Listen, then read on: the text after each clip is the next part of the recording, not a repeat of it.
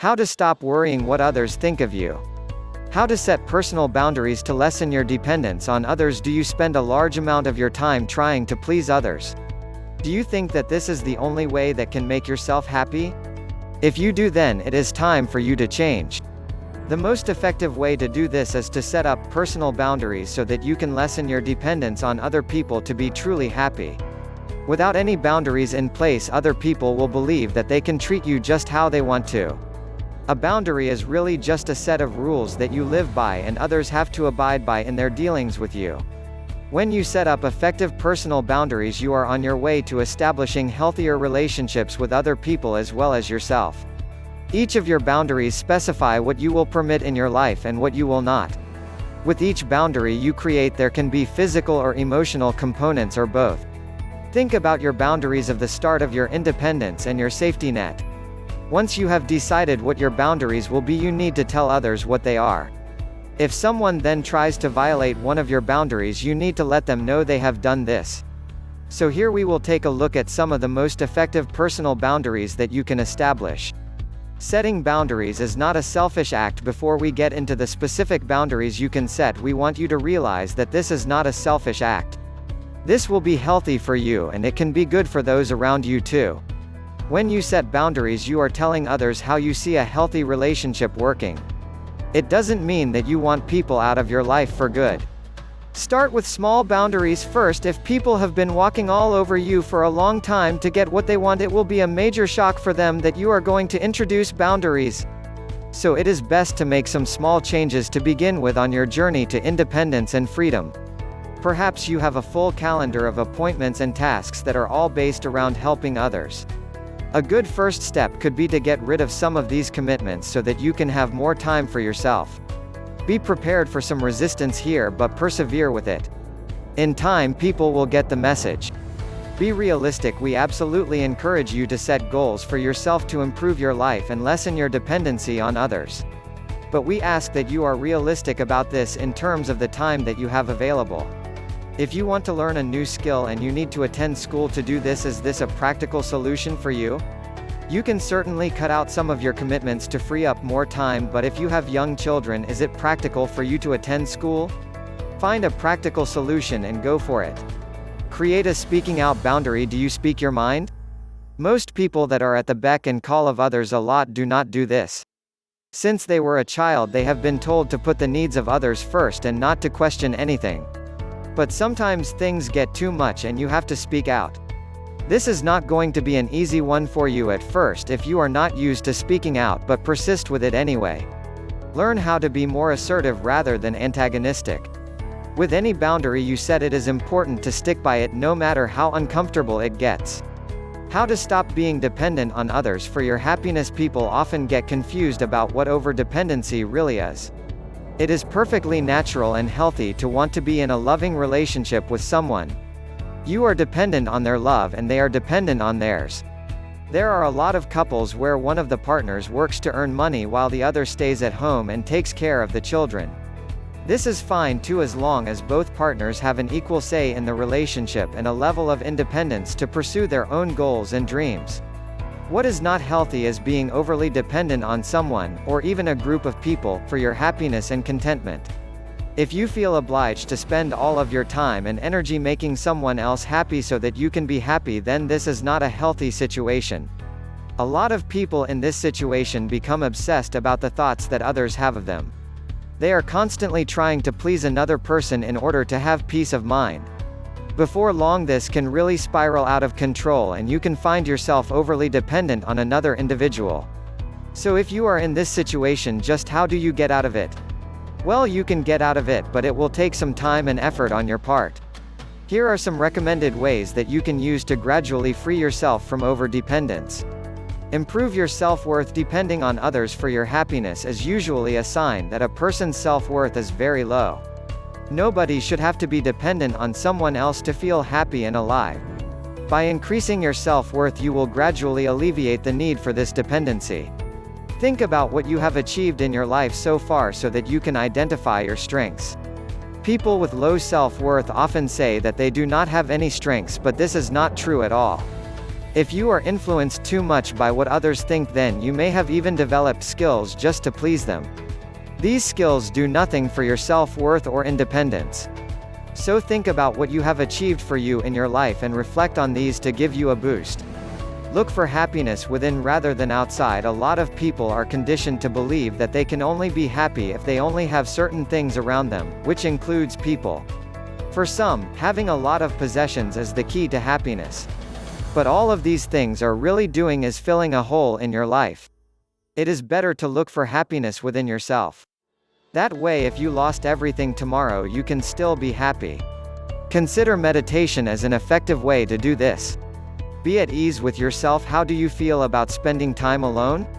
Does this make you uncomfortable? Everyone should be at ease spending time alone. If you have a problem with this, then you need to deliberately find ways to be on your own and become more comfortable with this. Take responsibility for your life. To lessen your dependency on others, you need to take responsibility for your life. Tell yourself that you are responsible for your happiness and how your life will pan out in the future. Set yourself some goals and do things your way. Ways to boost your self-esteem after making bad comparisons. If you are someone that keeps making bad comparisons with others that make you feel negatively about yourself, then your self-esteem is going to be low. When you see that your neighbor has a brand new car and your car is years old, then you can go into a negative spiral which will lower your self-esteem dramatically. You start to question your worth. Why don't I earn enough money to buy a new car? And other similar thoughts fill your head. This is not rational behavior, as you don't know the full story. Your neighbor might have received the car as part of his job or even leased it.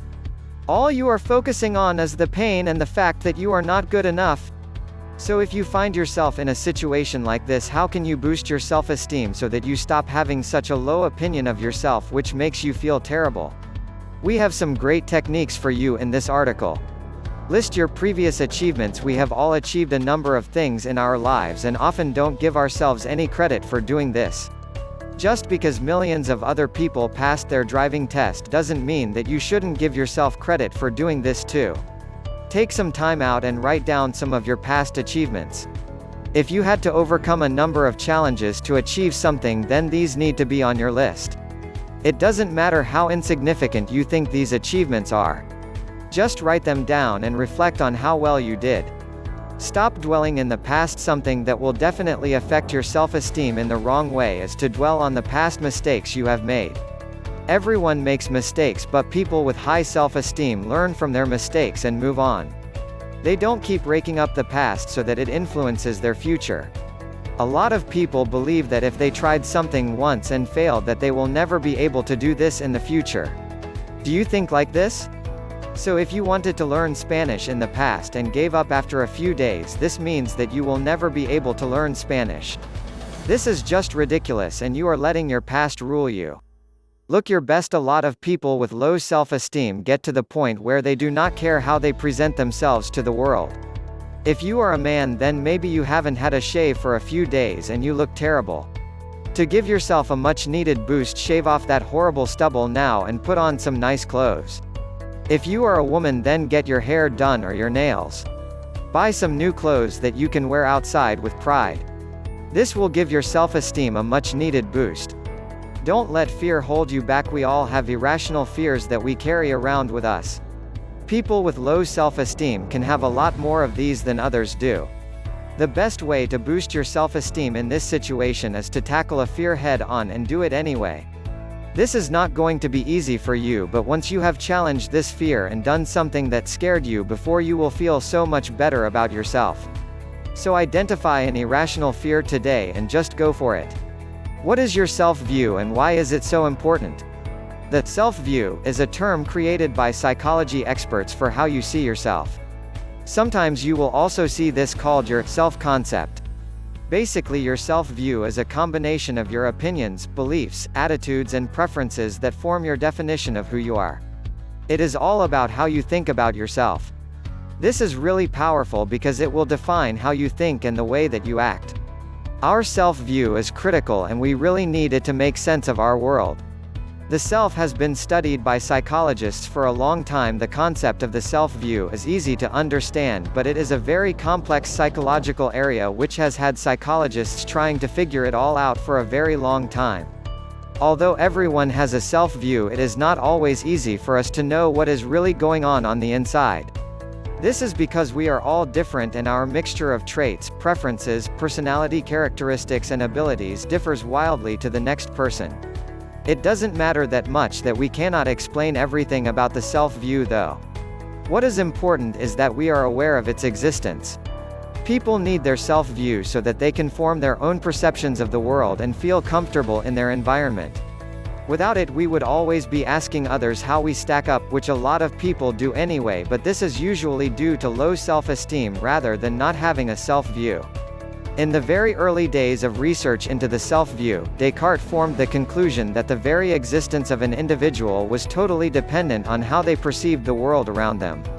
The well-known psychologist, Sigmund Freud, believed that the self-view comprised of three elements, which are, 1. Your ID, which is pleasure-based. 2. Your ego, which is a state of balance between your ID and your superego. 3. Your superego, which is driven by your conscience. Important aspects about the self-view. There are a lot of different assumptions held about the self-view to make sense about it. Here are some of the most important ones. You learn your self-view. The assumption here is that you are not born with your self-view. You will develop it as you grow and become an adult. In fact, your self-view can change many times during your life. Many experts believe that you can change your self-view if you need to, and this is a good thing. Your self-view has structure. Over the years you are likely to develop many different views about yourself. The assumption here is that all of these different opinions are organized into a single self-view. This structure helps you to instantly challenge anything that doesn't conform to your self-view. Every day an individual is likely to be subjected to many different messages, and a number of these can challenge their self-view. Even though these different challenges are about different aspects of a person's life, the reaction is automatic. Your self-view can change. It is not easy to change your self-view because you have built it up over a long period of time. But you can change it. Sometimes different environmental changes can force you to change your self-view. Other times you may want to change it yourself because it is not supporting what you want to do. Thank you for watching. Feel free to leave a comment down below.